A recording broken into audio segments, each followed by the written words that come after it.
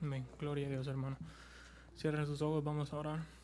Amantísimo Padre Celestial, te damos gracias, Señor, por otra noche que nos permite, Señor. Estamos aquí, Padre Santo, sedientos de tu palabra, Señor. Bendice todos estos corazones que están aquí, Señor, y cuando salgamos, que vayamos llenos de tu palabra, Padre Santo. En el nombre de tu Hijo Jesús, así mismo te lo pedimos, Padre. Amén y amén. Amén. Bueno, ahí mismo, hermano Anthony, para que no perdamos la frecuencia, versículos 5, 6 y 7 Amén. del capítulo 6. La palabra de Dios está bendecida por el Padre, el Hijo y el Espíritu Santo. Dice así: y cuando ores, no seas como los hipócritas, porque ellos aman el orar de pie en las sinagogas y en las esquinas de las calles, para ser vistos de los hombres. De cierto os digo que ya tienen su recompensa. Mas tú, cuando ores, entra en tu aposento y cerrada la puerta, ora a tu Padre que está en el secreto, y tu Padre que ve en el secreto te recompensará en público. En público. Amén. Amén. Entonces en esta parte veíamos cómo, ¿verdad? Nos leía nuestro hermano Anthony preceptos que el Señor Jesucristo nos quería enseñar respecto de la oración. Quisiera que vemos en la estructura formal del lenguaje algunas cosas que toca Mateo, ¿verdad? Mateo capítulo 6, ya me pasé yo. Mateo 6 del 5 en adelante, ¿verdad? Y entonces decía lo que leía nuestro hermano Anthony, decía, y cuando ores, no seas como los hipócritas, porque ellos aman el orar en pie en las sinagogas y en las esquinas de las calles para ser vistos de los hombres, ¿verdad? De cierto digo que ya tienen su recompensa. ¿De dónde o qué cree usted que significa la palabra hipócrita? La hipócrita. ¿Ah? ¿Ah? Hipócrita. Había una especie de arte dramático que surgió con los griegos en la que los hipócratos eran artistas, actores en ese tiempo, que al no ver tecnología representaban varios personajes. Pero la única diferencia que hacían era ponerse, ¿qué cosa? Una máscara. Y esa máscara lo desdoblaba. La máscara los hacía representar a otra persona, representar otra personalidad. Entonces, la Biblia hace referencia directa a este tipo de cosas. ¿Qué pasa con el creyente que se desdobla? Que no es creyente en público como lo es en privado, que no es creyente con los amigos como lo es en la iglesia. De esto habla la Escritura. Dice que somos o nos volvemos como esos hipócritas, como que si tuviéramos una máscara que no permite ver nuestra verdadera identidad. Entonces Jesucristo en este sentido nos está diciendo qué cosa respecto de la oración. Si nosotros tomamos la aplicación de ahí, ¿cuál es? Que la oración debe ser un acto sincero. De manera que cualquier cosa que yo hago con otra intención, por ejemplo, en este caso, la afirmación que él hace es que la intención de los que oran de pie, ¿cuál es? De ser vistos. ¿Por qué? Porque cuando estamos de pie somos visibles a todos los que están alrededor sentados a nosotros, ¿verdad? Esto nos llama a tener mucho cuidado con esto, ¿verdad? ¿Cuál es la motivación de verdad? Lo que quiero hacerles entender es esto, porque recuerden que estamos hablando también de interpretación bíblica correctamente. Dios no está diciendo que es malo orar de pie, pero de lo que sí Dios está diciendo, que si la motivación de estar de pie a la hora de orar es para que todos te vean, está malo. O sea, siempre Dios va a reducir las cosas a los motivos. Y los motivos usted y yo no los conocemos, ¿verdad? Pero Dios sí lo sabe. A muchos yo les trato de dar la explicación para que no se apresuren a interpretar, pero cuando yo estoy orando, yo no puedo orar de rodillas, aún con almohada. Ya mis rodillas no funcionan. Entonces tengo que orar de pie. Pero no lo hago para ser visto, lo hago simplemente porque mi cuerpo ya no me lo permite, ¿verdad? Mi dolencia. Entonces en ese sentido debemos estar apercibido el contexto en el que el Señor habla. Por otro lado, nuestro hermano Anthony leía y decía, ¿verdad? Dice, de cierto que os digo que ya tiene su recompensa, mas tú cuando ores entra en tu aposento. ¿Qué es el aposento? El cuarto, el lugar más privado de la casa, ¿verdad? Porque muchas veces decimos solamente aposento del cuarto, pero no, en realidad es la parte más privada de tu casa. Dice, entra en tu aposento y cerrada la puerta. Es decir, algo que no debe ser, que no sea visible, donde nadie te pueda ver. y cerrada la puerta, dice, perdón, aquí está, y ora a tu Padre que está en secreto, y tu Padre que ve en lo secreto te recompensará en público, ¿verdad? Y el 7 lo leyó también, ¿verdad? No, ok, 5 y 6 leyó. Entonces te recompensará en público. Entonces está hablando el Señor que lo que, en otras palabras, lo que refleje nuestra vida en el exterior debería ser resultado de lo que está pasando en nuestra vida en lo privado, ¿verdad? Y en lo privado es nuestra relación con Dios, cómo nos estamos comunicando con el Señor todos los días, de una manera sencilla, de una manera sincera, sin ninguna pretensión, que es el llamado. Hacerlo para Dios, no para los hombres. Miren, hermanos, ¿saben cuál es la...?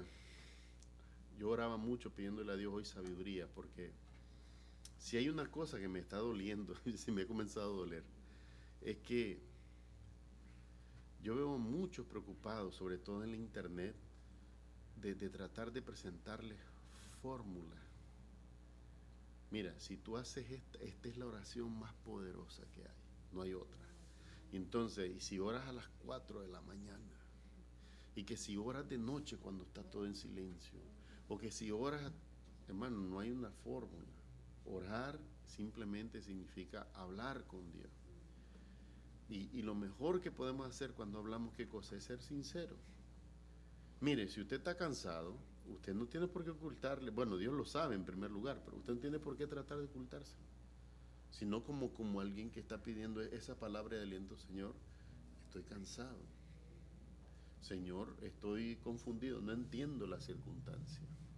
Señor, hay algo que yo pueda hacer para ti, que yo no esté viendo, pero que tú me has capacitado ya para hacer para tu gloria. Todas estas cosas, hablarlas con toda sinceridad. El que tenga ansiedad por los tiempos o por las circunstancias, hable con Dios. Señor, yo sé que tu palabra dice que tenemos, el justo por la fe vivirá, pero sinceramente a veces estoy preocupado, Señor. Y tú sabes que estoy preocupado, yo no te lo puedo ocultar. Ayúdame realmente a tener fe. Si es que realmente la fe bíblica debería quitar toda ansiedad en mí, entonces ayúdame a vivir esa fe bíblica, ¿verdad? Pero es hablar, hermano, no se trata de fórmula, menos de repetición. El Señor eso lo condenaba, pues. De manera que aún hoy nosotros a veces nos sentimos incómodos cuando oramos el Padre Nuestro, porque sentimos que estamos repitiendo algo que Él ya nos enseñó. La voluntad del Señor Jesucristo al mostrarnos el Padre Eterno no era, o la oración modelo, no era enseñarnos a repetir una fórmula, sino que demostrarnos cómo es que se ora a Dios. Número 1, si usted ve, ¿qué es la primera cosa que busca la oración modelo? Padre nuestro que estás en los cielos. O sea, es una confesión de fe, hay un Dios que está en los cielos. Y dice además, santificado sea tu nombre. ¿Y cómo es santificado el nombre de Dios? En nuestra sujeción, en reconocer lo que Él es Dios. Tu nombre es santificado. ¿Por qué? Porque yo no niego tu verdad, sino que me sujeto a tu verdad. Venga tu reino, hágase tu voluntad aquí en la tierra como ya es hecha en los cielos. El pan nuestro de cada día dánoslo hoy, y perdona todas nuestras deudas o ofensas, como nosotros también perdonamos a nuestros deudores. Nos está enseñando cosas muy sencillas, muy directas, muy precisas que tenemos que tener en cuenta en la oración. Bueno, Isaac, ¿verdad? Vamos a leer el versículo 7 y 8, por favor. Y orando no uséis vanas repeticiones como los gentiles que piensan que por su palabrería serán oídos. No os hagáis pues semejantes a ellos, porque vuestro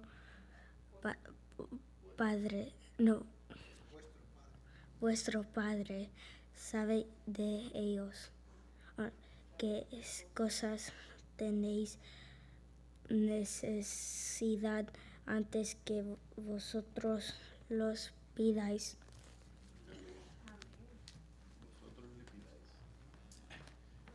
Ahora, ahí vemos una forma del español antiguo que no se usa más, ¿verdad? vemos ahí, por ejemplo, la conjugación vosotros, ¿verdad? Vosotros. Entonces, para los que más o menos recuerdan esto, tenemos el singular, la persona, ¿verdad? El singular y el plural. Decimos que la primera persona del singular, ¿cuál es? Yo, ¿verdad? El yo. La segunda persona del singular es él o ellos. Él o ella, sí. ¿Verdad? Ahora decimos en el plural, ¿cuál es la primera persona del plural? Nosotros. Nosotros. ¿Y cuál es la segunda persona del plural? Ustedes, ellos. Pero en el lenguaje antiguo era vosotros. Vosotros. ¿Por qué? Porque lo que implica el vosotros, para que lo entendamos así, es todos ustedes menos yo. Eso es lo que quiere decir. Jesús le está diciendo, vuestro Padre, ¿verdad? Es Padre de ustedes también. Ya es mío, pero también vuestro Padre. ¿Por qué? Habla excluyéndose a sí mismo para hacerlos entender a ellos como depositarios de la promesa, ¿verdad? Vuestro Padre que está en los cielos sabe de qué tenéis necesidad. Cuando vosotros, dice, le pidáis, Él no le va a pedir. ¿Quién le va a pedir a Dios? Nosotros. Entonces ahí es donde vemos ese uso, ¿verdad? En el lenguaje actual no se dice vosotros, no se usa. También la forma de conjugación, cuando dice vosotros pidáis, pero no usamos eso, decimos ellos piden, ¿verdad? Todas estas relaciones en la conjugación entre el tiempo y la persona debe de usted hacerse muy familiar para tener buen dominio del español, especialmente el español bíblico, ¿verdad? El español bíblico es que está usado ahí, tiene su surgimiento con Casiodoro de Reina y en 1583 Cipriano de Valera en 1610 la traducción conjunta de ambos hace la Reina Valera, ¿verdad? Comenzó en 1610, luego vinieron varias revisiones, la última 1909 y la 1960, que es la que nosotros usamos. Hay otras dos revisiones nuevas, que es la del 95 y hay una del 2000, pero no se las recomiendo, porque el problema es cuando tratas de incluir el lenguaje común actual, muchas veces el riesgo es parafrasear la traducción en lugar de hacer la traducción literal. ¿Por qué es más importante la traducción literal? Porque la traducción literal me forza a traducir palabra por palabra. La traducción moderna que hacen hoy es de paráfrasis. ¿Qué es la paráfrasis? Yo leo una oración, la interpreto y mi interpretación es lo que yo pongo como traducción. Es una forma muy liberal de traducir la escritura. Como la de los testigos de Jehová, creo. La de los testigos de Jehová es literal en muchos aspectos. El problema es que ellos han cometido otro tipo de error en la traducción y es omitir el valor semántico. Un ejemplo claro, y es el error que ellos cometen con el Espíritu Santo, es el pasaje que nosotros encontramos en en Juan capítulo 4, cuando el Señor está hablando con Nicodemo. Juan capítulo 3, donde le dice el nacer de nuevo. Le dice el Señor Jesucristo, de cierto te digo, ¿verdad? Que lo que es nacido que es nacido del Espíritu, ¿verdad? No sabe ni dónde viene ni a dónde va. Así es todo nacido del Espíritu, ¿verdad? Entonces, es como el viento, dice, ¿verdad? Que no sabe ni de dónde viene ni a dónde va. En el griego, la misma palabra para espíritu es la misma palabra para aire. Se llama la palabra neuma, con P adelante, neuma. Entonces, los testigos de Jehová, al hacer su traducción, dicen, ahí no está hablando de ningún espíritu, está hablando del aire. Pero si usted coloca la palabra aire, no tiene sentido lo que dice. Realmente, cuando usted hace la traducción, como la hicieron en el Nuevo Testamento, la Casiodoro de Reina y Cipriano de Valera, dice, así es todo nacido del Espíritu. No sabe ni dónde viene, ni dónde va. Es como el viento, el que es nacido, es como el viento, de que no sabe ni de dónde vino, ni hacia dónde se dirige. ¿Verdad? Entonces, ahí ese es otro tipo de error, más semántico que de método, el método de traducción bíblica. Ahí donde lo ve a ellos, que convenientemente cuando no entienden algo, ellos le ponen un corchete con 3 puntitos. Y lo que le dicen a usted es que ese pedacito no estaba el pedacito del pergamino. El problema es que hay como, del texto más común, hay como 27,000 pergaminos. Y si tiene un hoyito, no tiene el mismo hoyito en los 27,000. O sea que se puede saber lo que el pergamino dice. Yo estaba preparando algo para la iglesia, pero es un poquito extenso, lo tengo que dividir en varias partes. No se puede hacer en una sola porque lleva mucha información y muchos gráficos para ver.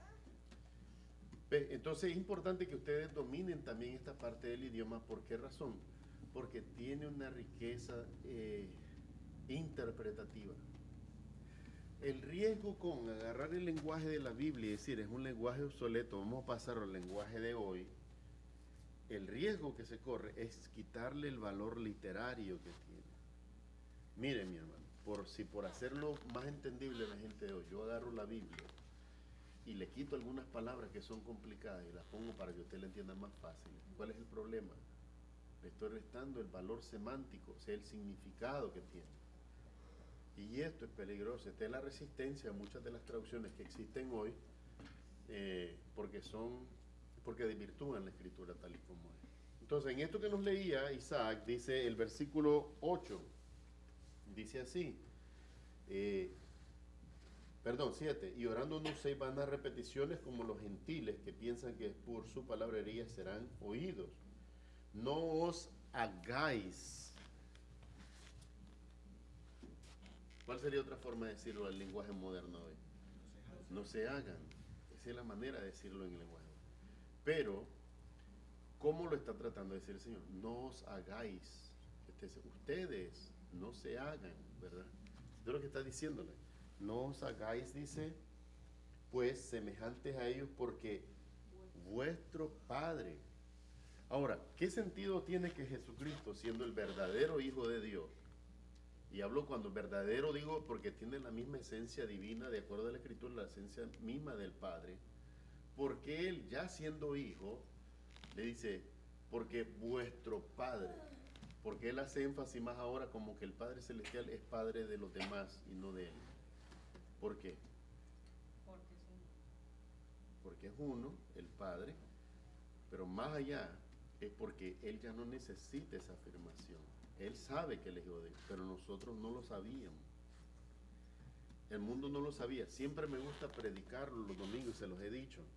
Antes de Jesucristo usted no iba a encontrar ninguno de los profetas, ni Moisés ni Abraham dijeron de Dios, tú eres mi Padre.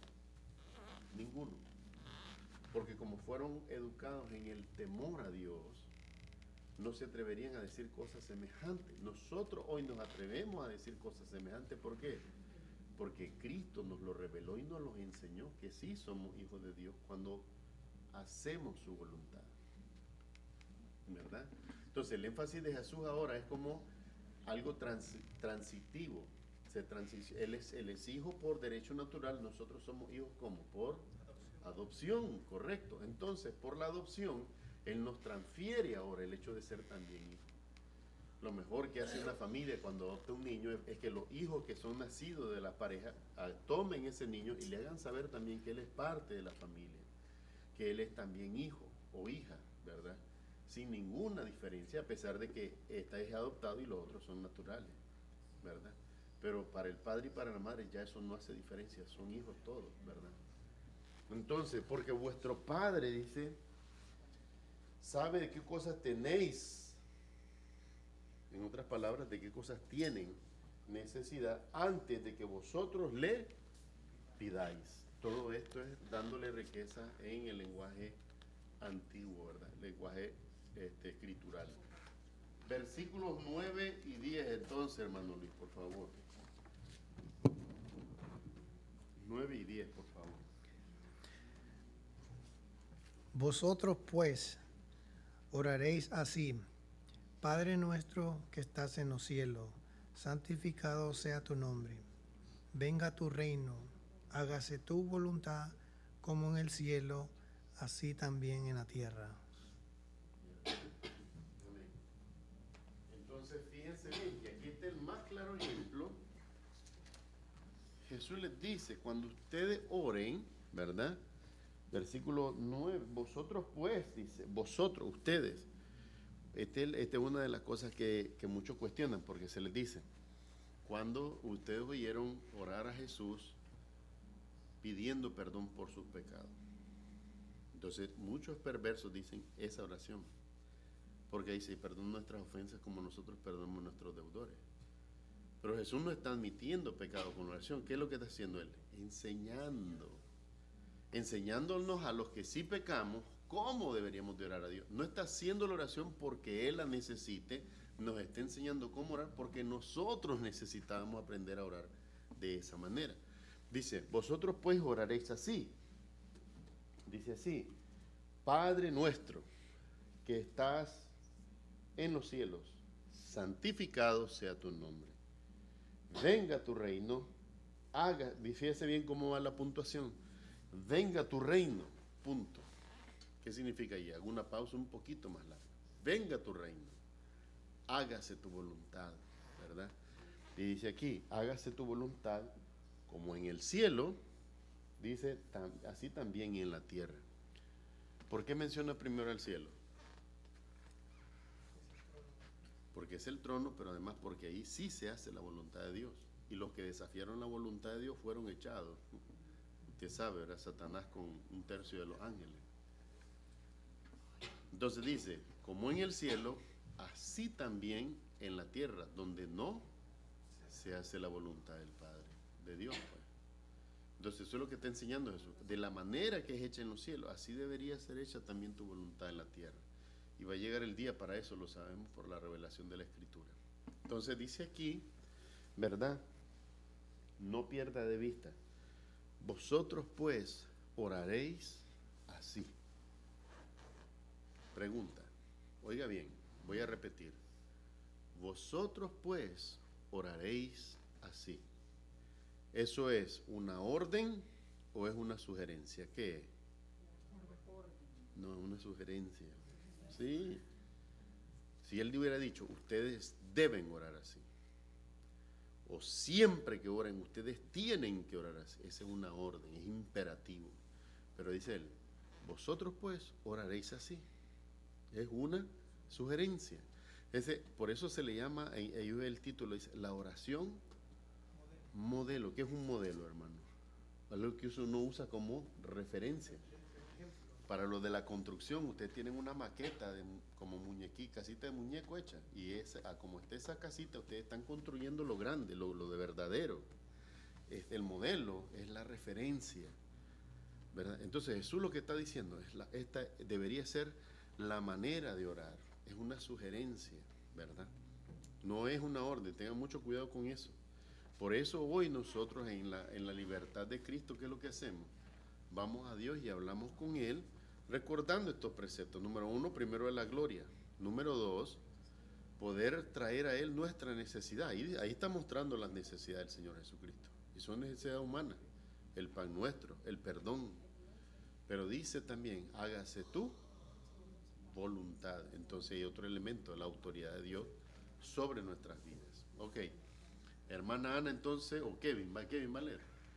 No, entonces, ok, hermana Ana, versículo 11, así es, ¿verdad? Sí. 11 y 12, por favor. El pan nuestro de cada día, dánoslo hoy, y perdónanos nuestras deudas, como también nosotros perdonamos a nuestros deudores. Amén. Entonces, sigue él hablando, ¿verdad? Sigue él enseñando. Dice, versículo 10, dice, 11, dice, el pan nuestro, después de decir, venga a nosotros tu reino, hágase tu voluntad, como en el cielo, también en la tierra. Ahí creo que hay un punto, ¿verdad? Si no me equivoco. Punto, dice. Ahora bien, punto, otra pausa. Y ahora dice, el pan nuestro, ¿cómo dice? El pan nuestro, de cada día, dánoslo hoy. Esa palabra es esdrújula, dánoslo. Dánoslo. ¿Qué es eso? ¿Es una orden? Ponga atención a lo que le voy a preguntar. El pan nuestro de cada día, dánoslo hoy. ¿Es una orden o es un ruego, una súplica? Una súplica, eso es. El pan nuestro, y tú sabes, el pan nuestro de cada día, dánoslo hoy. No, fíjense bien, porque yo puedo decir también, dánoslo hoy. Y el tono mío se escucha como una orden. Es más, se puede interpretar como una orden. Hay que tener mucho cuidado cuando uno entona, cuando lee. Fíjense que hasta en eso. Porque tal vez la persona que entiende el pasaje sabe que no fue el sentido, pero muchos en la congregación lo pueden asimilar como que nosotros estuviésemos actuando en herejía, dándole órdenes a Dios cuando no se puede. En realidad es un ruego. El pan nuestro de cada día, dánoslo hoy. ¿Verdad? Es un ruego insistente, persistente. El pan nuestro de cada día, dánoslo hoy. Y dice además, y perdónanos nuestras deudas, como también nosotros perdonamos a nuestros deudores. Ahora bien, ¿por qué Jesucristo a la hora de decir esto habla de deuda? ¿Por qué habla de una deuda? Pónganme atención a la pregunta que le estoy haciendo. Jesucristo dice, perdónanos nuestras deudas, como nosotros también perdonamos a nuestros deudores. ¿Por qué se refiere a esto como una deuda? ¿A qué deuda se refiere? ¿Se refiere en el sentido financiero? ¿Se refiere en el sentido del pecado y de la falta? Ok, entonces, ¿por qué lo refiere a una deuda? Porque nosotros, al pecar contra Dios y contra nuestro prójimo, cometemos una falta. Toda falta genera ¿qué cosa? Una deuda, y esa deuda no necesariamente es monetaria, también es moral y es ética. Sí, dígame. Yo me acuerdo que cuando era católico decía, y perdona nuestras ofensas. Ofensas. Pero el sentido de la ofensa, ¿cuál es? La gravedad de la ofensa, ¿verdad? No es la misma la gravedad de una falta o de una deuda. Usted puede ofender y no sentir que tiene deuda. Pero una deuda es algo que se debe. Por eso Pablo dice, pagáis a todos los que los debéis. Al que honra, honra, al que respeto, respeto. Al que dinero, dinero también dice. ¿Verdad? Pero cuando dicen, perdona nuestras ofensas, es como para hacerlo diferente, la mención. Porque creo que también la ofensa, cuando la referencia a la ofensa la hace Lucas, en vez de Mateo. Pero ¿cuál es la diferencia? Mateo, ¿cuál es el antecedente? ¿Cuál es el background? ¿Cuál es el antecedente de Mateo? ¿Quién era Mateo? Mateo era Leví, el recolector de impuestos. Por lo tanto, él lo ve en el sentido transaccional. Esa es su manera de entenderlo. Pero Lucas, que también se refiere a la misma frase, ¿cómo lo hace? En el sentido de la ofensa. Porque ya Lucas, que no estuvo ahí cuando Jesucristo dijo estas palabras, pero Lucas, a la hora de oír el relato que le hacen del hecho, él lo escribe comprendiendo que el Señor Jesucristo hacía mención o referencia directa al perdón, por lo tanto a la ofensa. ¿Me están entendiendo?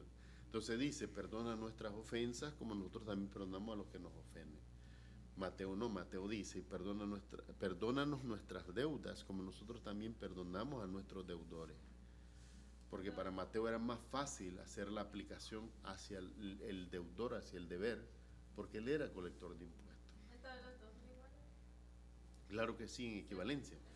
Pero nunca hay que perder de vista, porque este es el error que se está cometiendo, y especialmente con la relación sinóptica de los evangelios.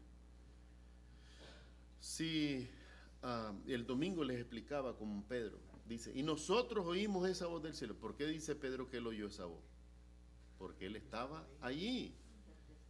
Estaba él, Pedro, Juan y Jacobo su hermano y el Señor Jesucristo. Eso es todo lo que estaba en el monte de la transfiguración, nadie más. Entonces, Felipe no puede decir, yo oí esa voz, porque no la oyó. Andrés no puede decir, yo escuché esa voz, porque él no estaba allí. Entonces, pero Felipe y Andrés andaban con ellos, por lo tanto son testigos de que de segunda mano, de segunda categoría. Ahora, ¿quién es Lucas? Un testigo de tercera porque Lucas no estaba ahí y Lucas no era parte de los discípulos, no era parte de los apóstoles.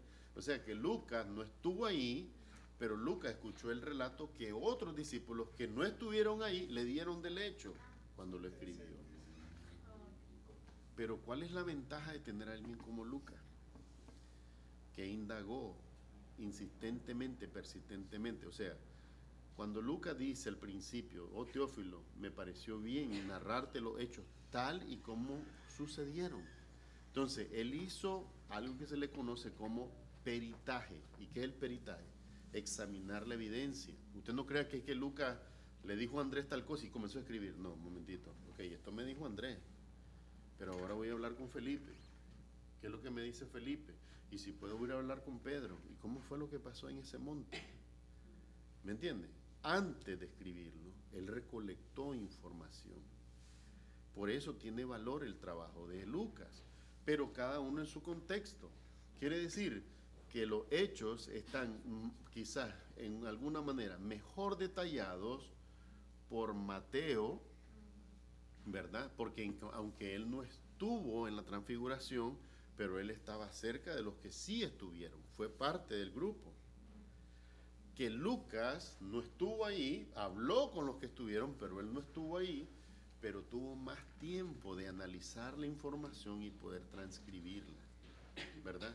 Entonces, cada uno por su valor. Juan y Pedro estuvieron ahí, pero por ejemplo, Marco no era parte de los apóstoles, ¿no? Ni Lucas tampoco. Mateo sí era los apóstoles y Juan sí era los apóstoles.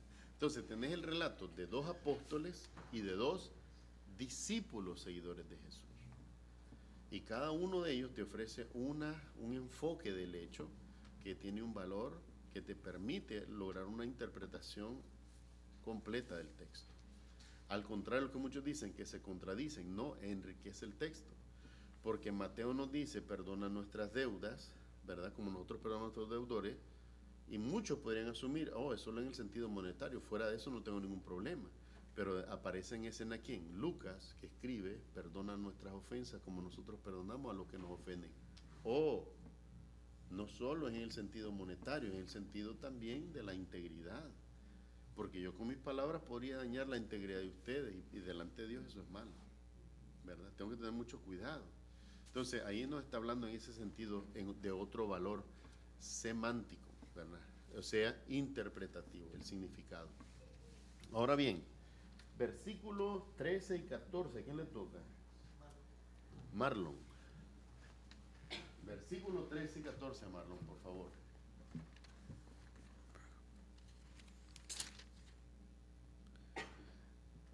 Y no nos metas en tentación, mas líbranos del mal, porque tuyo es el reino y el poder y la gloria por todos los siglos. Amén. Porque si perdonáis a los hombres sus ofensas, os perdonará también a vosotros vuestro Padre Celestial. Amén. Mire, Marlon creció aprendiendo del inglés, ¿verdad? Hablando más inglés. Pero conforme él vaya más tomando dominio del español, entonces Marlon va a ver la importancia de las pausas, ¿verdad? Porque cuando uno lee así, en un mismo tono, ¿qué es lo que hacemos cuando leemos en un mismo tono? Se oye corrido, pero cuando se perdés los altos y bajos. El lenguaje también tiene emoción. El lenguaje tiene emoción. Incluso cuando Marlon lee o ve una película en inglés o lee un libro en inglés, Marlon ve cómo el mismo relato tiene emoción. ¡Oh, no! ¿Right? Entonces, Marlon puede ver esas cosas. Entonces, la práctica nos va dando eso. La práctica, ¿verdad? Algo que va a tomar tiempo. Pero el pasaje que Marlon leí, esos 2 versículos son muy importantes. No quiero que los pierda de vista. Mira lo que dice. Dice, y no nos metas en tentación. ¿Se acuerda lo que pasó hace un par de años? Quizás 4 años más o menos. ¿Ah? Que decía el Papa Francisco que quería cambiar ese versículo. Sí, porque para él eso es abominable. Dice, ¿cómo la Biblia va a decir que Dios nos mete en tentación? ¿Ah? ¿En qué sentido está hablando? ¿En qué sentido está hablando Mateo? No nos metas en tentación. ¿Qué? Está queriendo decir Mateo que Dios es el que nos tienta, porque eso solo es el diablo. O está diciendo que Dios permite que entremos en la tentación para que se revelen dos cosas muy importantes: nuestra naturaleza pecaminosa y, por supuesto, la desobediencia hacia Él, porque es por la desobediencia que entramos en la tentación, ¿sí o no? Dos cosas nos hacen entrar en cualquier tentación, cualquiera que usted se imagine: nuestra debilidad y la desobediencia a Dios. No hay otra cosa que nos empuje a entrar a la tentación. Entonces, Mateo dice, no nos metas en tentación, no en el sentido de que es Dios el que hace tentarnos, sino en el sentido de que Dios simplemente, ¿querés ir por ahí y me querés desobedecer? Vaya, no voy a hacer nada para detenerte, vaya y golpéese. Eso es lo que está diciendo Mateo. Mateo no está implicando que Dios nos mete en la tentación, que Dios hace el mal contra nosotros, porque Dios no puede hacer ¿qué cosa? Mal. Dios no puede hacer mal. Dios no tienta a nadie porque Dios no puede ser tentado. ¿Por qué Dios no puede ser tentado? Porque Dios lo sabe todo. Dios sabe la intención con la que hablamos. Dios no puede ser tentado. Entonces, en la Escritura, cuando dice, y no nos metas en tentación, Papa Francisco estaba haciendo una exégesis muy pobre, una interpretación muy limitada del texto, y esto es peligroso, porque terminamos asumiendo que el texto está diciendo algo que en realidad no dice. Fíjense bien, ¿por qué me baso en lo que me baso para decirle? Oiga bien, como cuando nos leyó Marlon aquí, nos dijo así, dice, y no nos metas en tentación, más líbranos. ¿Qué significa ese coma y ese más? ¿Qué significa? Dice, más líbranos del mal. Dice, al contrario, no nos dejes entrar en la tentación, sino que líbranos de ella. ¿Verdad? Entonces, esa es la referencia. El mismo texto habla por sí solo, no necesita corrección. Dios no se equivoca. Dios sabe con qué intención inspiró estas palabras. Dice, no nos metas en tentación, más líbranos, por el contrario, líbranos del mal. ¿Por qué? No nos deje entrar a la tentación, pero la tentación, ¿quién la creó? Nosotros mismos, ¿verdad? Se dice, el que juega con fuego, se quema. ¿Verdad? Hay unos que creen que son campeones y no deberíamos ninguno de nosotros creernos Hércules ni nada de eso, sino que salir corriendo. Salga corriendo como José, desnudo, pero salga corriendo por su vida porque está en peligro. Eso es lo que dice la Escritura. Decía en Nicaragua, es mejor que digan aquí corrió que aquí murió. Sí, yo creo que en todos lados dicen lo mismo, ¿verdad? Es así, dice, no nos metas en tentación, o sea, va a explicarnos ahora, más líbranos del mal. El mismo texto nos está diciendo a qué se está refiriendo Mateo. Mateo no está diciendo Dios nos mete en la tentación, no está diciendo eso. El que está diciendo es líbranos del mal. ¿Cómo? No dejándonos caer en la tentación en la que nosotros mismos a veces, por nuestra debilidad, permitimos, ¿verdad?, ser arrastrados por ella. ¿Correcto? Así que es muy importante lo que le llamaron. Y dice así, dice, porque tú, ¿por qué razón? ¿Por qué? Dice, y más líbranos del mal. ¿Por qué razón? Porque tuyo es el reino, el poder y la gloria por todos los siglos. Amén. Analicemos esas tres palabras. Tuyo es el reino. ¿Qué significa? Reina soberano. Y si reina soberano, no hay nada que compita contra él. No hay nada. Recuerda en el tiempos antiguos qué pasaba cuando alguien se rebelaba contra el rey. Lo mataban. Entonces, porque tuyo es el reino, no es mío. Y aunque usted no lo crea, cada vez que nosotros desobedecemos a Dios, cada vez que nosotros decimos que Dios está equivocado y que nosotros estamos en lo cierto, estamos desafiando su reino. Pero cuando decimos, porque tuyo es el reino, ahora bien, tuyo es el poder, ¿qué estamos confesando del Señor? Su omnipotencia, porque tuyo es el poder. Yo no tengo poder para cambiar las circunstancias, pero tú sí puedes. Yo no tengo poder por mí mismo de levantar a los muertos, pero tú sí puedes. poder para cambiar la circunstancia alrededor. Él sí puede, yo no puedo. Porque tuyo es el poder, pero además dice, tuya es la gloria. Y este tercer elemento está amarrado o junto con la gloria. No hay gloria sin honor. Ser honrado, o sea, ser reconocido en toda su dignidad, en toda su majestad. Entonces el reino, el poder y la gloria, ¿por cuánto tiempo? Por todos los siglos. Y dice amén, que significa así sea, así permanezca siempre, así sea, ¿verdad? Esto es muy importante que nosotros lo reconozcamos. Ahora bien, versículos, leyó el 14 también, porque si perdonáis a los hombres sus ofensas, se vio ahí, no dijo sus deudas ahora.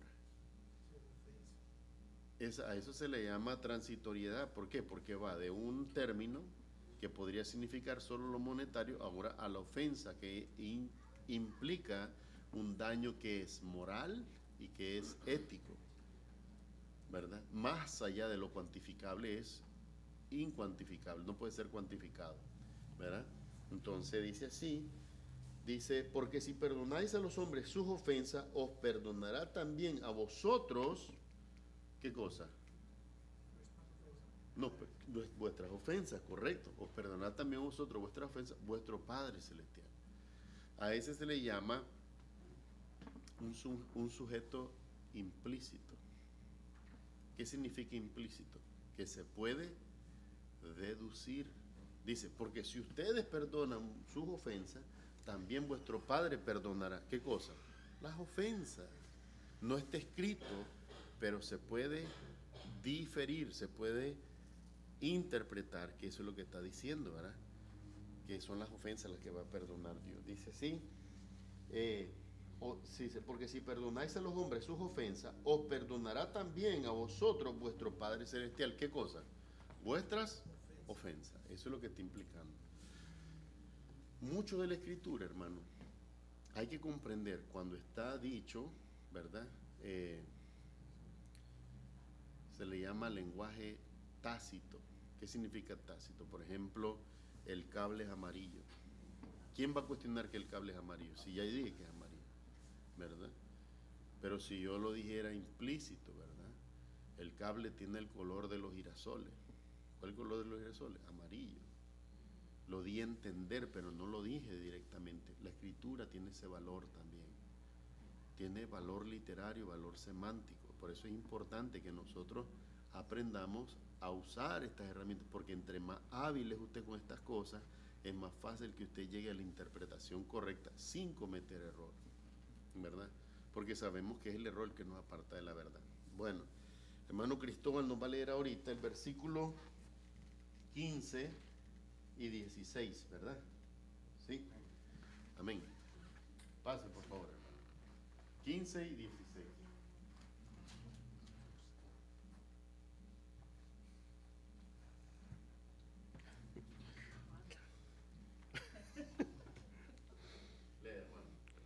Mas si no perdonáis a los hombres sus ofensas, tampoco vuestro Padre os perdonará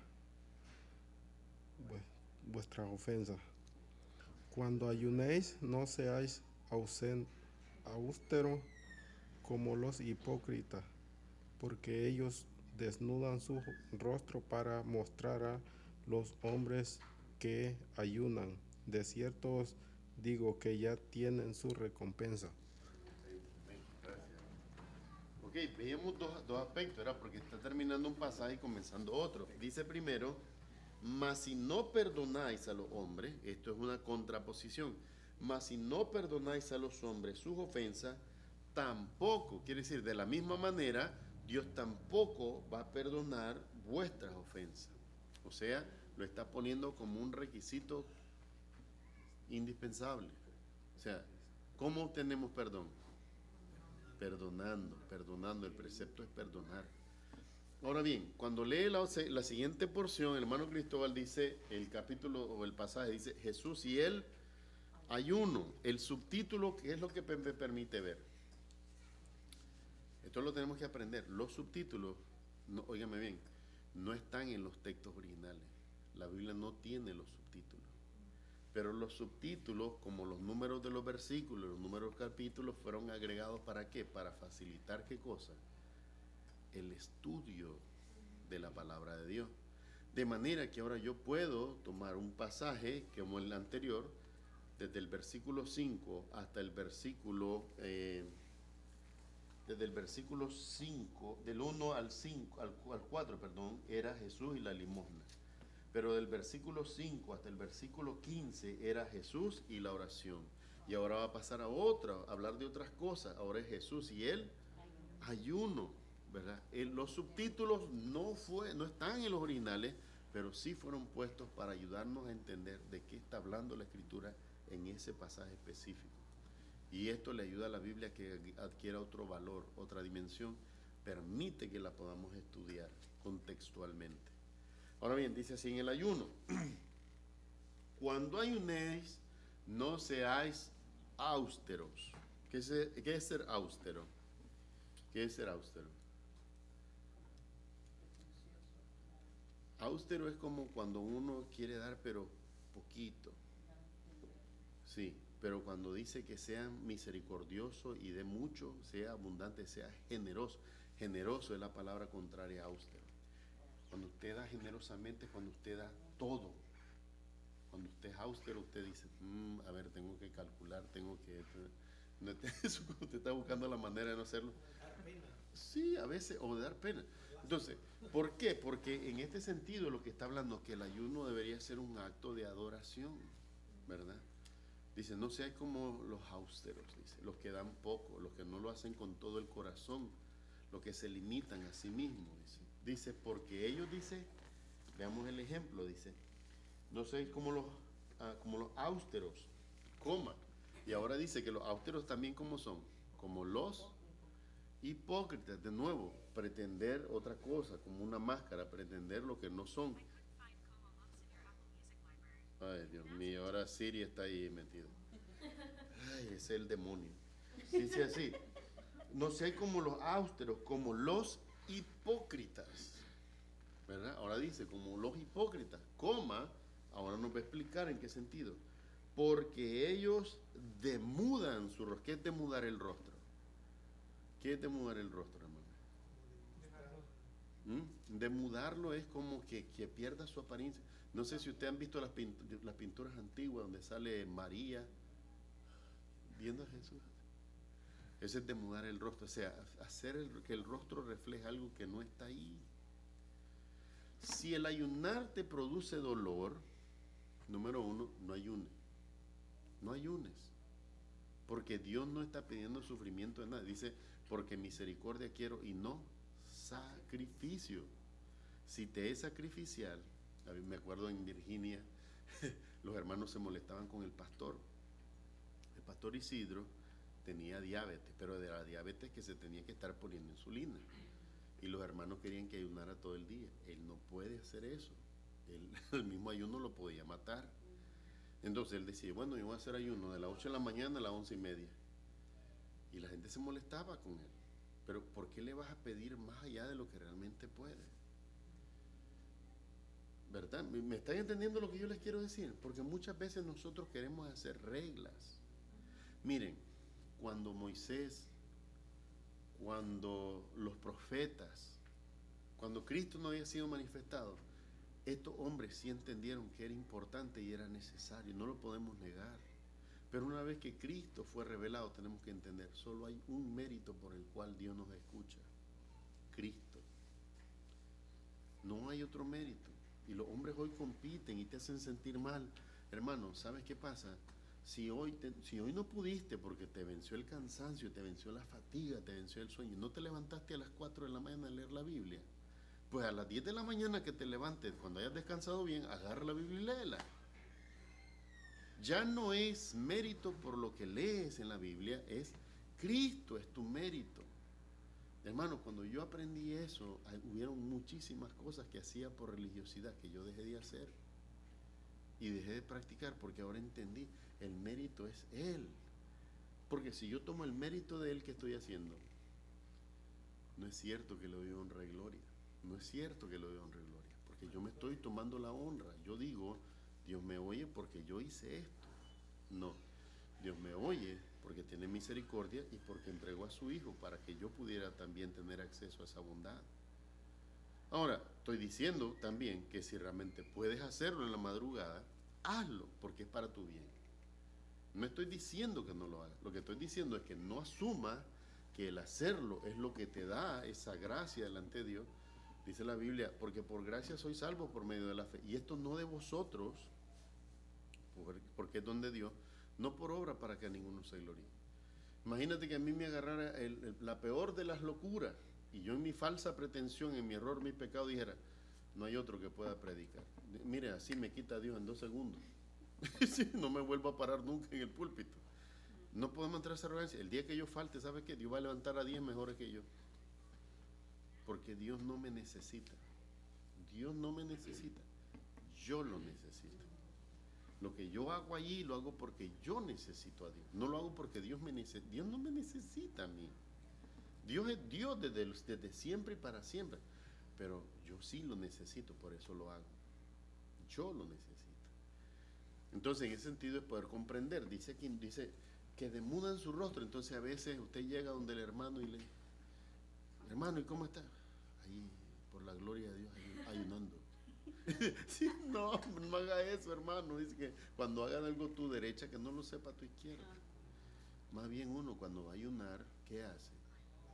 Se lava el rostro, se pone elegante, se pone bien, se sienta. Si es posible, óigame bien, porque esto se conecta a la oración, hágalo en privado.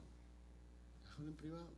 Entonces usted agarra la Biblia y en privado usted ora, glorifica a Dios, canta sus alabanzas en privado, calladito.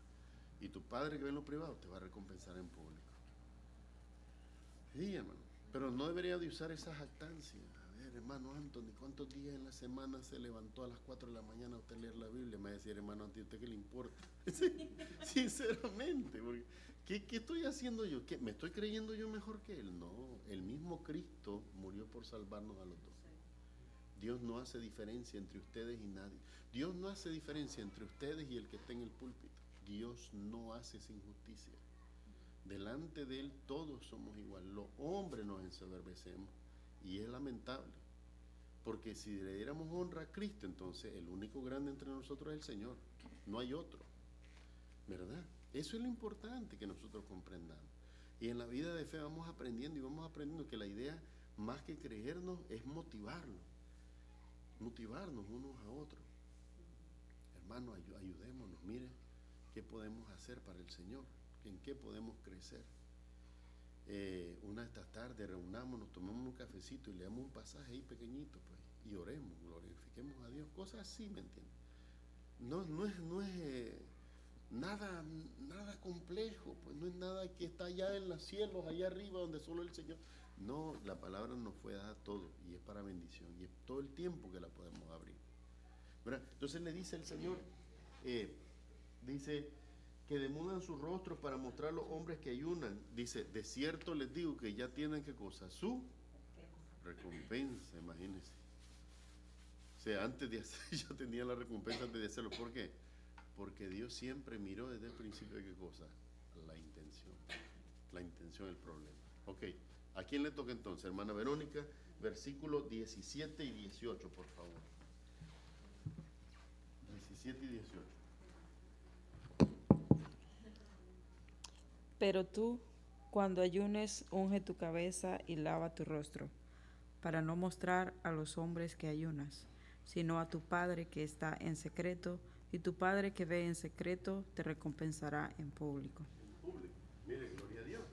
Y dice, pero tú cuando ayunes, dice, ahora sí, ¿qué es esto? ¿Es una sugerencia o es una orden? ¿Eh? Una orden. Dice, pero tú, cuando ayunes, ahí me da un indicio de que es una orden. Cada vez que ayunes tiene que ser. Cuando ayunes, dice, unge tu cabeza y lava tu rostro. ¿Cómo es cuando está ungida la cabeza? Cuando pone el aceite es el aceite de la unción. Entonces el pelo está brillantito, está acomodadito, la carita está lavada, la ropita humilde, sencilla, pero limpia, ¿verdad? Y uno está con gozo delante del Señor. Porque es a Él que estoy dándole, mi ayuno es, Señor, yo quiero sinceramente agradarte. Yo sé que hay agrado en ti porque por la fe he creído en tu Hijo Jesucristo, pero también yo deseo que mi vida sea agradable delante de ti. Que tú me ayudes con toda sinceridad. Entonces dice ahí, cuando tú ayunes, ¿qué tienes que hacer? Dice, unge tu cabeza. El momento de la unción es uno de los momentos más sublimes, más solemnes. Estás siendo ungido como sacerdote, como rey, como hijo de Dios. Entonces, unge tu cabeza y lava tu rostro. ¿Por qué lavar el rostro? Porque cuando uno se lava la cara, ¿qué pasa? Se reanima, ¿verdad? A veces andamos cansados con una grande ojera y lo que hacemos es ir al baño y nos ponemos agua y nos secamos y ya salimos como que nos faltan otras 10 horas. Aunque a las 2 nos estamos durmiendo, no, ¿verdad? Porque nos faltan otras 10 horas de energía. Pero, ¿qué dice esto? El Señor lo que está diciendo es, tu rostro sea un rostro de alegría. ¿Se acuerda cuando David dice, cómo dice? Entrad por sus puertas con acción de gracias, por sus atrios con alabanza. Es decir, debe ser algo de júbilo, debe ser alegría, debe haber motivación. Lo que estoy haciendo no es un castigo, no es un castigo, es un acto, es una ofrenda. Yo quiero entregarle esto a Dios. Quizás hay algo que yo mucho lo hacía antes y todavía hoy lo hago cuando hay situaciones muy, muy difíciles, ¿verdad? Por ejemplo, alguien que está muy enfermo en el hospital, entonces hacer lo mismo, ayunar y pedirle a Dios. Aunque sea solo mediodía, usted ayuna hasta las 12, las 1, las 2, las 3, y usted le dice al Señor, ¿verdad? Estoy porque quiero interceder por esta persona. Quiero rogarte. Hay algo que solo tu misericordia va a hacer, hay algo que solo tu poder va a hacer, y la gloria solo es para ti, Señor, pero yo con mi corazón quiero interceder. No quiero cambiar tu voluntad porque nadie puede, tú eres Dios, yo soy hombre. Pero sí te quiero rogar, te quiero suplicar por la vida de esta persona. Podemos hacerlo, hermano, pero que sea con alegría, con el rostro limpio. Estamos delante del Dios eterno, ¿me entiendes? Que sea con gozo. Y dice así, el versículo 18, dice 18, sí, para no mostrar a los hombres que ayunan. ¿Cuál es el objetivo? Que no lo muestre. Que no lo muestre a los hombres que ayunan. Que no lo sepa exactamente lo que hace tu derecha, que no lo sepa tu izquierda. Dice, mostrar a los hombres que ayunan. Eso sí, por ejemplo, si usted tiene un hermano en la fe en confianza y los dos están preocupados por lo mismo, mira, ¿por qué no ayunamos? Aquí entre tú, no es hacer, aquí entre tú y yo ayunamos por eso. ¿Qué te parece? O un hermano en la fe que tal vez es cercano a ti y tú lo ves en dificultad, tú le dices, ¿tú quieres que hagamos un ayuno? ¿Quieres que oremos y oremos al Señor por esta situación? Se puede hacer, no hay una regla, no es antes que tenías que subir al Sinaí, ¿verdad? Y meterte 40 días en la montaña. No, ya no, hermano. El monte vino a nosotros, el monte es Cristo, la roca eterna. Entonces, por las que usted tenga en su voluntad, pero mientras lo haga con gozo. Ahora entienda que hay momentos en los que usted está como que, porque a mí me ha pasado a veces, estás haciendo un ayuno y cuando tú dijiste a las 4, pero a las 2 de la tarde sientes que te estás quebrando. Entonces, ahí es donde tienes que orar, donde tienes que enfocarte y tienes que, sí. A mí me ha pasado, me faltan 2 horas todavía, entonces ahí comienza como que no voy a llegar, como que no. ¿No puede cortar? ¿Ah? Tiene que ser a las 4. No, porque pues el problema es que cuando tú sientes que le prometiste a Dios, sientes que le falta. Okay.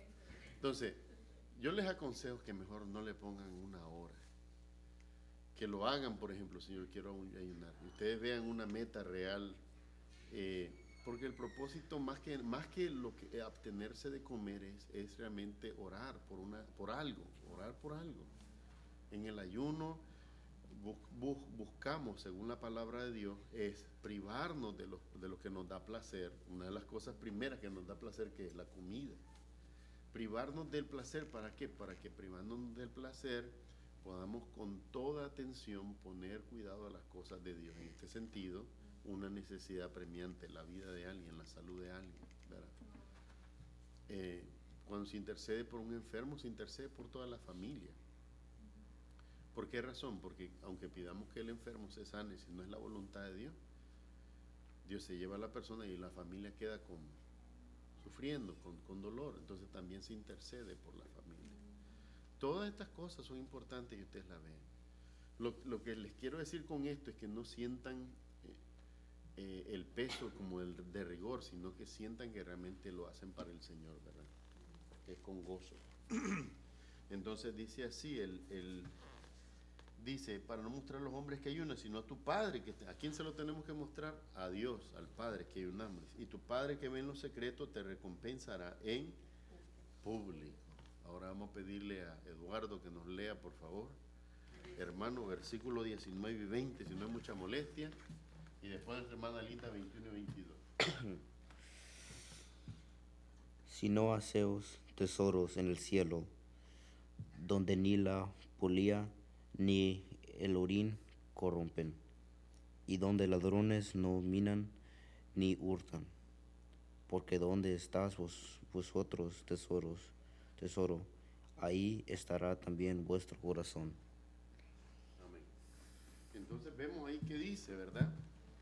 Dice, no os hagáis tesoros en la tierra, donde, bueno, y dice el subtítulo, ¿cuál es tesoro? ¿Dónde? En el cielo. Entonces dice, no os hagáis tesoros en la tierra. ¿Por qué? Porque en la tierra la polilla y el orín corrompen, y donde los ladrones minan y hurtan. ¿A qué se está refiriendo, por ejemplo? Cuando dice el orín, ¿a qué se refiere? A la secreción de todo animal, incluidos los insectos. Usted sabe que usted puede tener un traje de $20,000, pero usted lo cuelga en un closet que no está protegido contra estos insectos, y ellos llegan y ponen huevitos y orinan en la cosa y se mancha y se destruye. Eso pasa porque las paredes son hechas De estuco, correcto, de yeso. de ladrillo con ladrillos así. Es más difícil porque el ladrillo es térmico, el ladrillo mantiene temperatura, y estos animales son atraídos más a la oscuridad y al frío. Pero el intento humano que usted va a ver, un ejemplo claro, lo va a ver en los museos. En los museos, ¿qué hacen con la ropa de los grandes personajes de la historia? Las meten y las encapsulan en unas cosas de cristal o de plexiglas al vacío. ¿Para qué? Para que estando al vacío no hay nada que lo deteriore. Sigue deteriorándose. ¿Por qué razón? Porque yo ya usé esta camisa hoy y mi sudor, ¿qué tiene? Toxinas, bacterias, todo eso. Entonces eso queda impregnado en la ropa y la bacteria va deteriorando a paso lento, pero va deteriorando el tejido. Algunos les ponen algo para eliminar esa bacteria, para disminuirla en el tiempo. Son todos intentos, pero el Señor Jesucristo dice, no importa cuánto intenten. Vemos el ejemplo de las pirámides, ¿verdad? Los hombres ahí enterrados 3,000, 4,000 años, una vez que abrieron esas cápsulas y las sacaron, se hacía polvo, hasta los huesos se hacían polvo. Tienen que estar bien preservados, bien cubiertos, bien protegidos. ¿Por qué? Porque lo terrenal es vanidad, se deshace, se pierde. Y en la Escritura nos invita a ver las cosas del cielo, que son incorruptibles. Dice, no hagas tesoro en la tierra donde la polilla y el orín corrompe y donde los ladrones minan y hurtan. No solo que las cosas se deterioran, pero también hay personas con esa avaricia constante que ven valor en eso. Se lo voy a quitar al hermano, se lo voy a quitar a Cristóbal, se lo voy a quitar a Linda. Esos son ladrones. ¿Quién es un ladrón? El que toma lo que no le corresponde, no le pertenece. Entonces dice, donde ladrones, dice, minan y hurtan. ¿Qué es minar? No, minar es disminuir. ¿Por qué? Porque si usted tiene $100, yo le pongo una pistola y se los quito, ahora usted ya no tiene esos $100. Yo miné sus bienes. ¿Verdad? Minar es cuando uno hace un esfuerzo, ¿por qué? Por tomar algo de la tierra.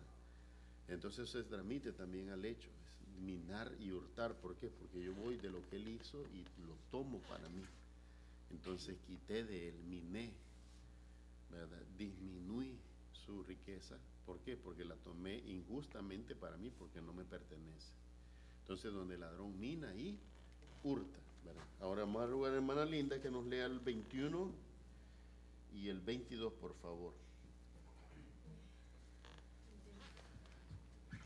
Porque donde esté vuestro tesoro, allí estará también vuestro corazón. La lámpara del cuerpo es el ojo. Así que si tu ojo es bueno, todo tu cuerpo estará lleno de luz. Amén. Entonces, para terminar, cuando dice tesoro en el cielo, dice, porque donde esté vuestro tesoro, ahí estará también vuestro corazón. Cuando dice que nos hagamos tesoros en el cielo, ¿cuál es el objetivo que busca Dios? Exactamente, que nuestro corazón se enfoque a Dios. Si las cosas que yo hago es para construir el reino de Dios, entonces mi corazón está puesto en las cosas de Dios. Pero si mi corazón está puesto en las cosas terrenales, ahí va a estar en los tesoros terrenales. Y Él claramente nos dice por qué deberían de estar nuestras prioridades en lo celestial y no en lo terrenal. Porque lo terrenal se mina, se hurta, se daña, pero lo celestial es eterno, es incorruptible, ¿verdad? Esta es la afirmación. Entonces, siempre fue el enfoque de Dios, ¿cuál? El que porque lo que hiciéramos produjera ¿qué cosa? Que nuestro corazón se dirigiera a Él. Ese fue el enfoque de Dios. Los hombres lo han desviado ahora. Los hombres le dicen a usted, haga tesoros en el cielo. ¿Y cómo hago tesoro en el cielo? Traiga su reloj y délo a la iglesia. Así no hace tesoro en el cielo. No es así. Es, número uno, comunicando el evangelio. Número dos, haciendo conocido a Dios y glorificando su nombre. Es allí donde nosotros hacemos visible el reino de Dios. No en las cosas materiales, sino en las espirituales, que son inmateriales. Ahora nuestra hermana comenzaba y leía, dice, la lámpara del cuerpo. La lámpara del cuerpo es el ojo. Así que si tu ojo es bueno, todo tu cuerpo, ¿qué dice? Estará lleno de luz. Luz. Ahora bien, pero yo voy a leer dice, pero si tu ojo es maligno, todo tu cuerpo estará en tinieblas. Así que si la luz que hay en ti es tinieblas, ¿cuántas no serán las mismas tinieblas? Este es un juego de palabras que está haciendo el Señor para implicar una cosa. Dice, la lámpara del cuerpo es el ojo. ¿Verdad? Así que si tu ojo es luz, todo lo que veas va a ser ¿qué cosa? Luz. Entonces, ¿qué significa que todo lo que yo vea es luz? Si tu ojo es bueno, todo tu cuerpo estará lleno de luz. Porque dice que la lámpara del cuerpo es el ojo. Si tu ojo es luz, significa que todo lo que veas con el sentido de lo bueno va a alimentarte hacia lo bueno. Pero si todo lo ves con un sentido de malignidad, ¿qué va a hacer en tu cuerpo adentro? Va a haber tinieblas, va a dañarte, va a haber maldad. Porque la maldad es reflejo de lo que hay interiormente. Entonces ahí dice de esta manera, dice, así que si la luz que hay en ti ya son tinieblas, ¿qué se está refiriendo? La luz no es tiniebla. ¿A qué se está refiriendo?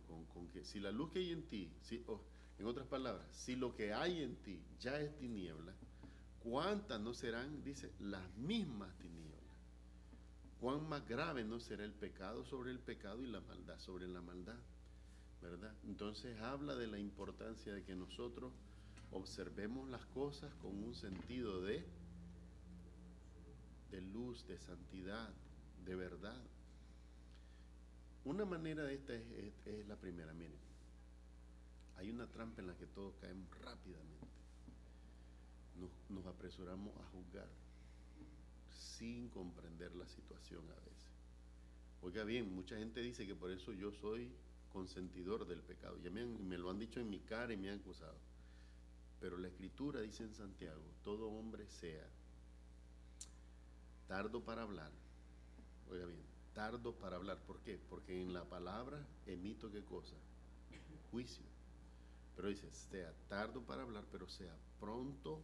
Dice, tardo para hablar, tardo para airarse, pero sea pronto para escuchar, para oír. ¿Por qué? Porque escuchando, ¿qué pasa?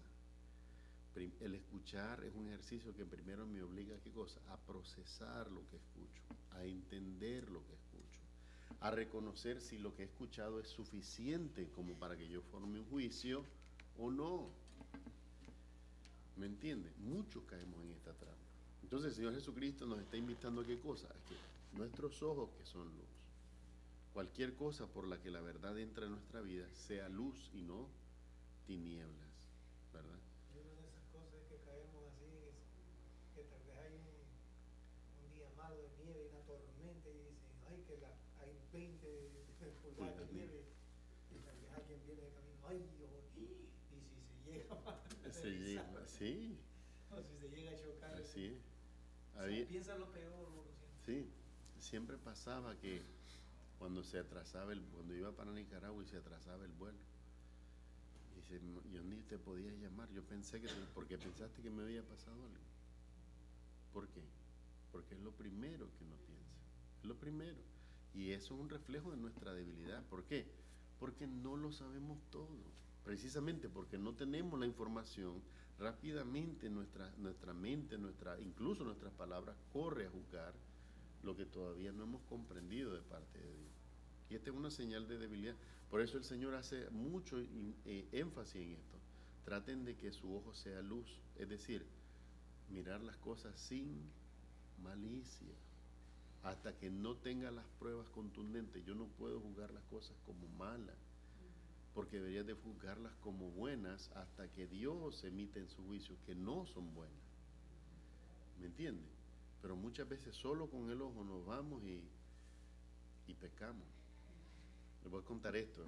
Cuando yo me gradué de arquitecto, estas son mis anécdotas, yo sé que la gente le da curiosidad. Estaba diseñando una iglesia que se llama Iglesia Bautista del Redentor.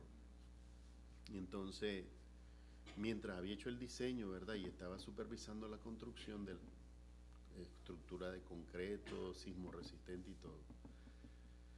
El pastor se acercó a mí, ¿verdad? Y me dijo, mira, tengo un problema, me dice, porque fíjate que la propiedad tiene problemas. No se hizo la transferencia y son 3 generaciones que han pasado y no se halla cómo hacer esto.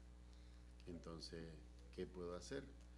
Bueno, hay que ir al registro público, hay que ver lo que está registrado, lo que está sentado, y desde allí buscar un abogado y llevarlo a lo que está hoy, para que todas las transacciones con los contratos que ha hecho, con los recibos que tenés, demuestren que cómo esa propiedad llegó a ser de ustedes hoy legalmente, y puedan, al obtener una escritura, asentarla a nombre de la iglesia, de manera que nadie los pueda sacar de aquí.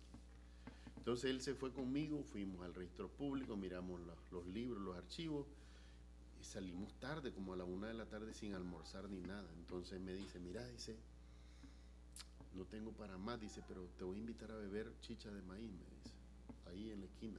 Luego, no tenía dinero, pues. Y yo inocentemente agarro, ¿verdad? Y sí, está bien, pues.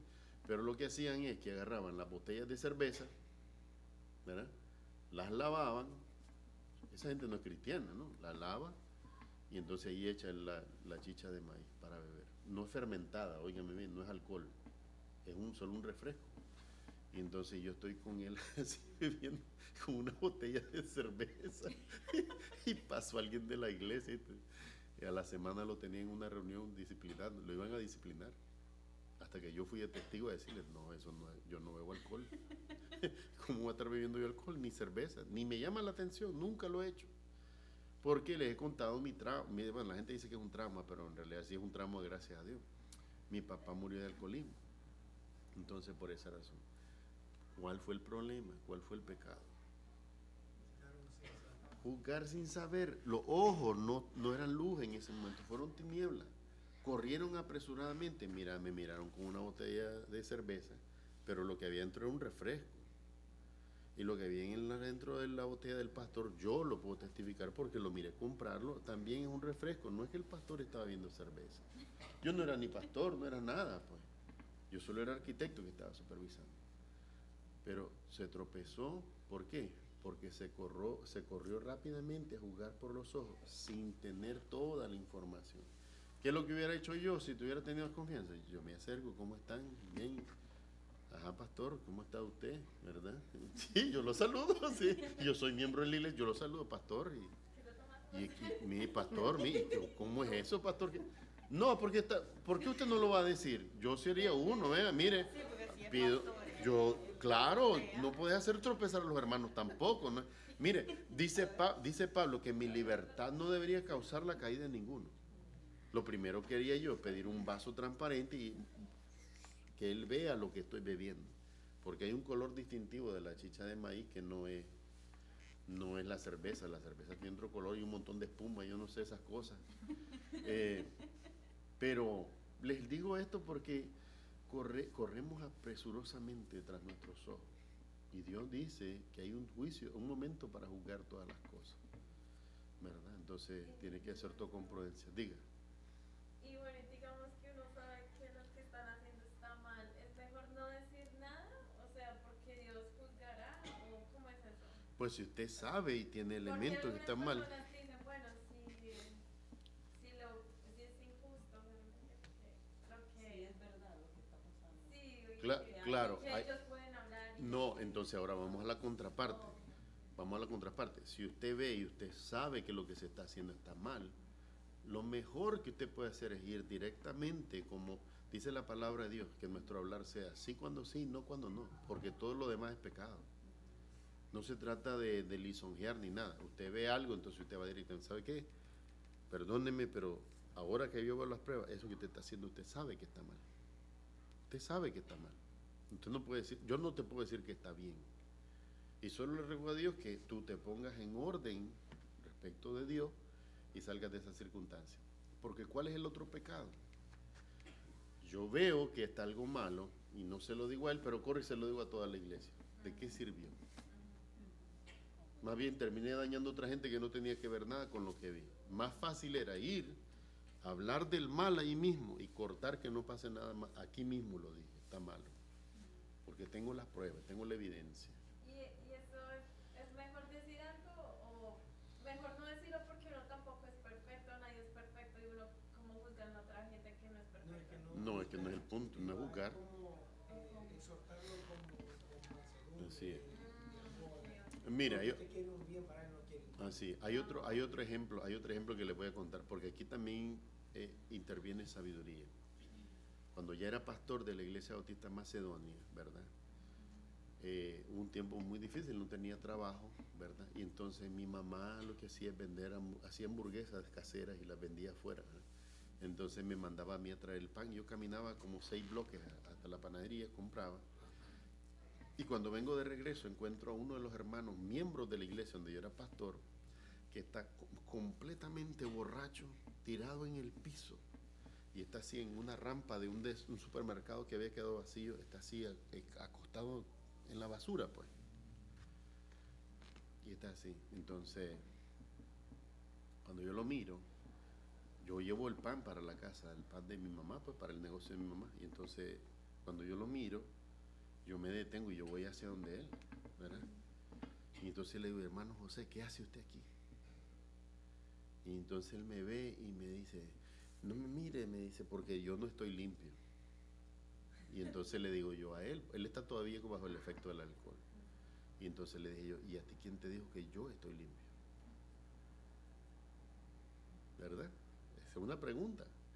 Entonces me queda viendo y entonces le dije yo, mira, muchas personas te pueden decir muchísimas cosas, pero yo solo tengo una que decirte. Ese no es tu lugar porque tú eres un hijo de Dios. Solo eso. Y entonces me dijo, tengo hambre, me dice. Óigame bien, estaba bajo el alcohol todavía, estaba el efecto del alcohol. Tengo hambre, me dice. ¿Quiere pan? Entonces tomé unos 3 pedazos de pan y se los di para que se los comiera. El siguiente domingo llegó a la iglesia, bañadito, bien arregladito, no estaba tomando. La última vez que yo fui a Nicaragua, en el 2015, pasó en una bicicleta, ¿verdad? Y llevaba una guitarra, porque toca muy bien la guitarra. Y llevaba también una bicicleta con la guitarra así para atrás, iba pedaleando, ¿eh? Y yo estoy así afuera, no sé con quién está platicando, y lo miro que pasa así, de cuando él me mira, dice, ¡ay! Dice, agarra la bicicleta y la barre, da la vuelta y me dice, ¿cómo estás, hermano? Me dice. Ahí bien, hermano, ¿y usted cómo le ha ido? ¿Cómo lo ha tratado Dios? Pues me ha tratado muy bien. Mire, el Señor me tuvo por digno, dice, y me hicieron pastor de otra iglesia. Ahora él es el pastor. Iba en bicicleta, iba al culto a tocar la guitarra y a predicar. Y cuando nos despedimos, porque me abrazó y se le pusieron los ojos llorosos, me dice, mira, me dice, yo ya tengo 70 años, me dice. Y yo, una cosa te voy a decir, me dice, yo no sé si ya nos vamos a volver a ver en esta tierra, pero una cosa sí sé, dice, y de que nos vamos a ver en los cielos. Y me gusta por la forma en la que Dios hace restaurar la vida.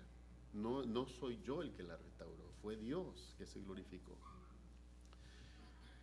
Del ejemplo que te puedo decir es que uno debe de llegar, cuando ve el error, aún el error, debe llegar sin juicio, sin ser juez, y el sentido más que ser, porque si haces el juicio, por supuesto que ese juicio, tú sabes que está mal, y ese es un juicio.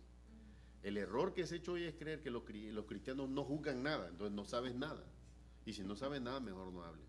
Pero el que juzga y sabe que está mal, habla que está mal, pero no hables con sentido de condenación, porque solo hay uno que condena, y ese es Dios. Dios es el que pierde y Dios es el que salva. Solo Dios tiene el poder. Entonces, lo que te quiero decir con esto es, si ves a un hermano flaquear, tropezar, habla con él. Pero recuerda Gálatas 6:1, dice, hermano, dice, si alguno es sorprendido en alguna falta, vosotros que sois espirituales, restauradle con espíritu de mansedumbre, no sea que vosotros también seáis tentados. Ahora, yo no voy a ser tentado en el alcohol, porque no es esa mi debilidad, pero tal vez hay otra. En esa sí voy a ser tentado. Entonces usted llena esta cosa de botellas de alcohol y a mí me da risa porque no me da ni ganas de beber. Me produce náusea, me produce hasta físicamente lo rechazo, lo detesto. Pero hay otras cosas que tal vez voy a pecar, pues. ¿Me entiende? En otra es mi debilidad, no es el alcohol. Pero dice la Escritura que si al que bebe alcohol yo lo juzgo, ¿verdad? Porque yo no bebo, entonces yo me estoy poniendo por juez. Lo que debo de hacer es decirle que no está bien, porque no está bien, y la Biblia no dice que está bien.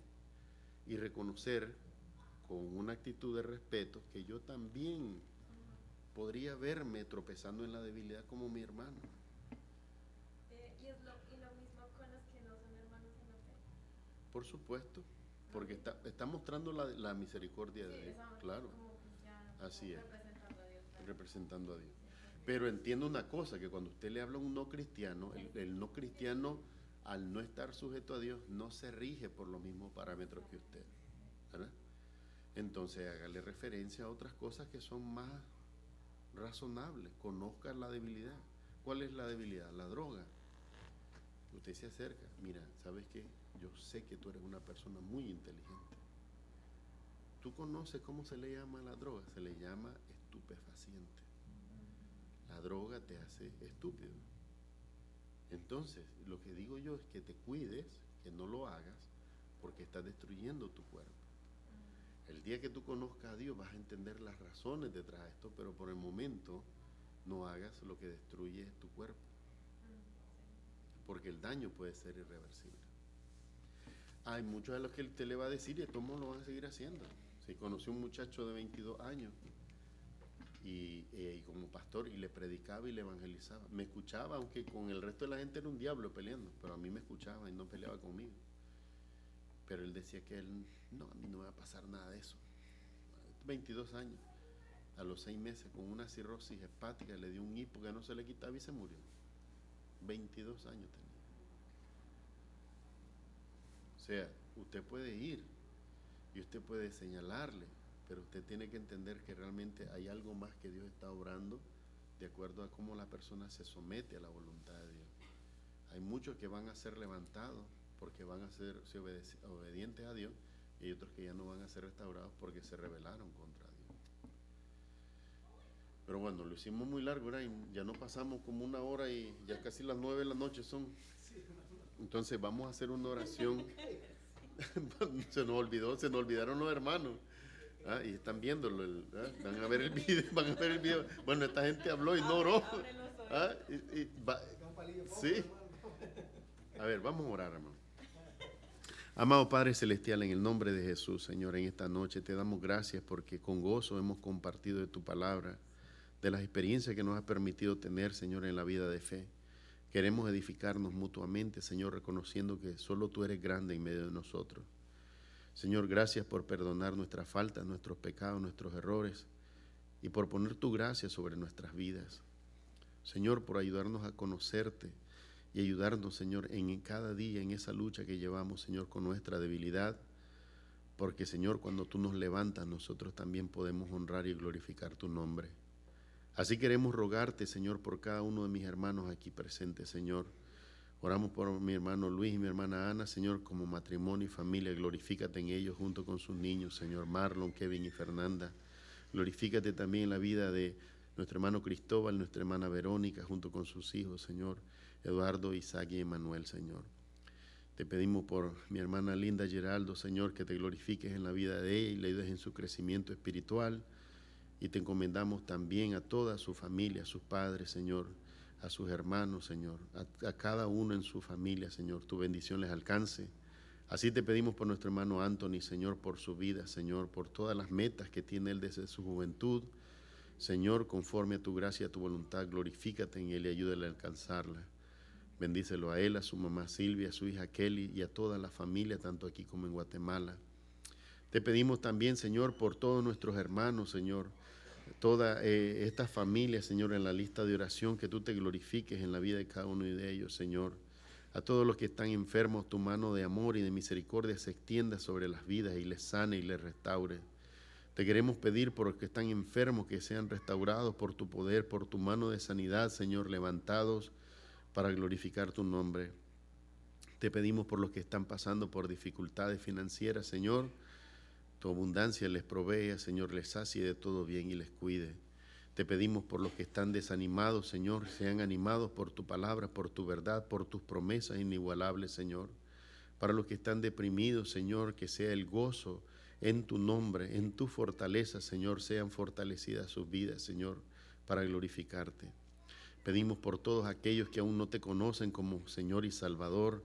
Rogamos por toda esta comunidad, rogamos por los familiares de nuestros hermanos, por toda su familia. Te pedimos por todos y cada uno, Señor, para que te glorifiques en la vida de todos, Señor. Te damos gracias por este tiempo y rogamos, Señor, que en tu gracia y en tu favor nos permitas a todos y cada uno crecer, Señor, para tu gloria. Señor, encomendamos a este ministerio y te damos gracias porque nos acercamos pronto al 7º aniversario. En estos 7 años tú has sido fiel, Señor, y solo por tu gracia y por tu bondad estamos de pie. Pedimos que este ministerio siga siendo de bendición para muchos, Señor, y alcanzando a todos aquellos que necesitan oír el mensaje de salvación. Visita a cada uno de nuestros hermanos en sus hogares, a los que no pudieron estar aquí, Señor. A cada uno de los hermanos, Señor, que están en esta lista, Señor, de oración. Visítalos en sus hogares, visítalos en sus vidas, Señor. Que tu Espíritu Santo haga despertar en ellos, Señor, esa sed, esa hambre por tu palabra, Señor. Que sean restaurados en todo, en lo espiritual, también en lo físico, Señor, y que tu nombre sea glorificado en ellos. Te damos gracias, Señor, honrando al Padre, al Hijo y al Espíritu Santo.